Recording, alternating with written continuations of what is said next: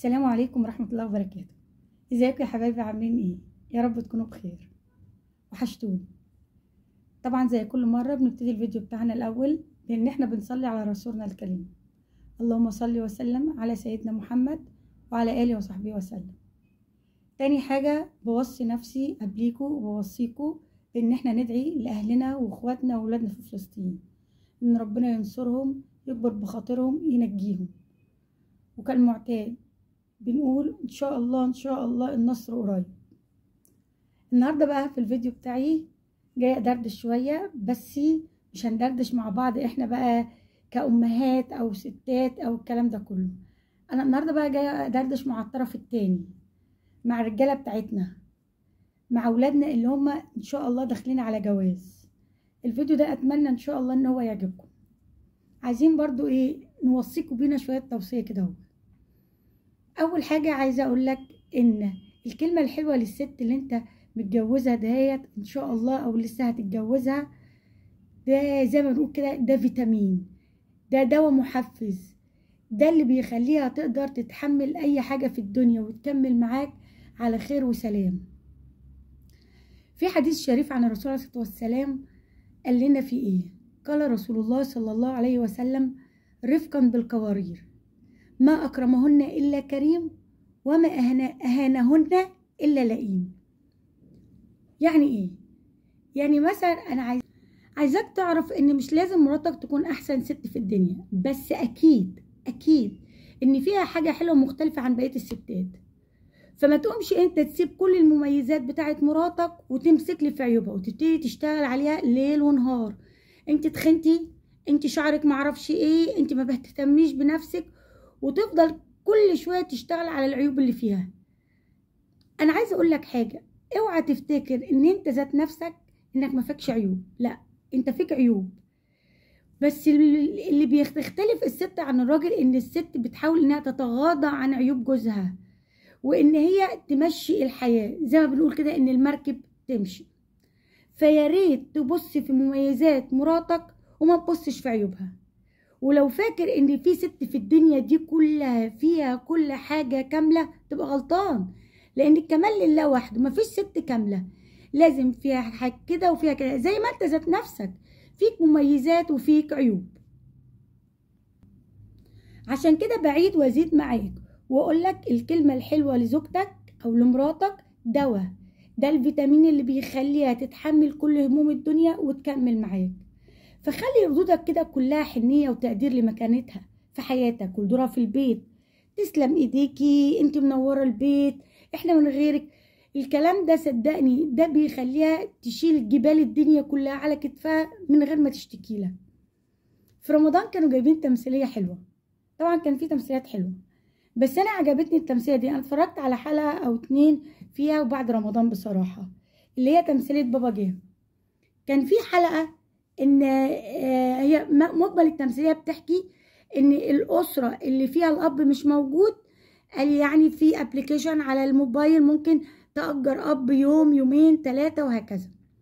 ففي واحد اتصل بالاب اللي بيتأجر وطلب منه ان هو يجيله يعيش دور الاب. فاوكي راح.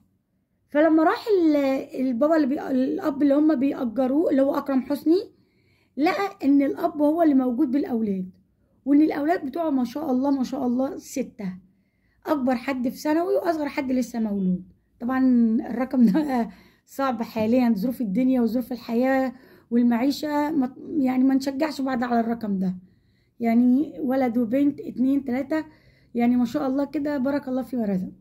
المهم لما راح هو المفروض ان هو بيقوم بدور الاب، فلقى ان اللي موجود في البيت الاب مش الام. فقال له طب يعني انا اقوم بدورك ازاي وانت موجود؟ فحكى له قال له ان ام الاولاد ال6 كانت هي قايمه بالمجهود كله. ايه المجهود بتاعها؟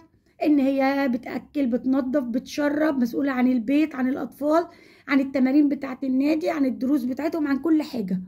وان الاب مجرد اتحول الى وزاره ماليه. يعني ايه وزاره ماليه؟ يعني ما بيشاركهاش معاه في البيت في اي حاجه، مجرد بس بيدفع الفلوس، لا يعرف ولاده تمرينهم فين ولا بيلعبوا ايه ولا دروسهم ايه ولا المستوى بتاعهم ولا اي حاجه. حول نفسه لوزاره ماليه على فكرة ده هقول الاب اللي احنا شفناه ده في التمثيليه او اللي انا شفته في التمثيليه ده هو اللي اختار كده ان هو يكبر دماغه.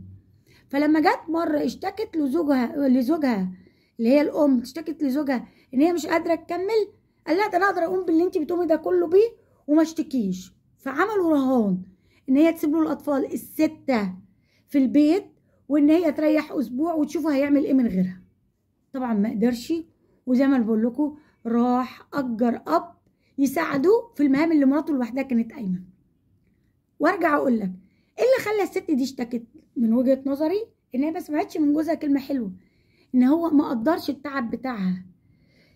الست في الوقت الحالي بتقوم بادوار كتير جدا جدا جدا، بتقوم بدور الام، الزوجه، ست البيت، كل المهام ديت حلوه على قلبها جدا. طبعا بجانب ان هي بتشتغل والكلام ده كله علشان الحياه زي ما احنا عارفين محتاجه ان الزوج والزوجه يكونوا مع بعض وهكذا. فانا عايزاك زي ما بقولك كده الكلمه الحلوه بنعيد ونزيد، الكلمه الحلوه لمراتك ده المحفز اللي بتخليها تقدر تكمل. وسلام بقى لو الكلمه الحلوه دي تقولها لها قدام ولادكوا، قدام اهلك، قدام اهلها وهكذا. في مثل شعبي شويه بلدي شويه انا سمعته قبل كده، المثل بيقولك ايه؟ ان اللي بيقول لمراته يا هانم بيستنوه على السلالم، واللي بيقول لمراته يا عوره بيلعبوا بيها الكوره. فشوف انت عايز مراتك تبقى في انهي مكانه. بس على فكره لما تقول لها يا هانم الحياه ما بينكم هتبقى حاجه تانية خالص. هتلاقي الحياه ما بينكم فيها سلام، فيها احترام، فيها ود، وفيها رحمه، فيها حاجات كتيره جدا. الكلمه اللي من القلب بتتصدق وبيكون لها مفعول سحر. الست في بيتك زي الوردة بالظبط، ارويها حنية تديك سعادة وفرح. فاحترام الزوج للزوجة بيخلي ان الزوجة دهيت بتكن لجوزها كل احترام وتقدير. وسيبك من الافكار اللي هي يقولك الستات ناقصات عقل ودين. اللي انت بتقوله ده هو تعالى كده كده بتقولي ان الست ناقصة عقل. الست دي اللي هي زوجتك، اللي هي امك، اللي هي اختك، اللي هي بنتك وهكذا. لو بصينا للست ديت هنلاقي ان الست دي درست واتجوزت وحبت واخلصت وحملت وخلفت ورضعت وربت وعملت وتحملت القلق والخوف، وكانت في الاخر بنص العقل زي ما الناس بتقول. فتخيل بقى المرأة دي ممكن تعمل ايه لو هي عقلها كامل. وارجع تاني واقول لك مفيش ست ما فيهاش غلطة، مفيش راجل ما فيهوش غلطة. احنا كلنا الحمد لله بنكمل بعض، ولازم نعترف ان احنا لينا اخطاء وان احنا فينا عيوب. العيوب دي لازم كلنا نتغاضى عنها عشان الحياة تمشي. وان زي ما الست بتتغاضى عن بعض عيوب زوجها، فالزوج برضو لازم يتغاضى عن بعض عيوب زوجته. ولازم انا عايزة اقول لك حاجة، ملخص الست بعد ما بتتجوز تبقى عبارة عن ودن. يعني ايه عبارة عن ودن؟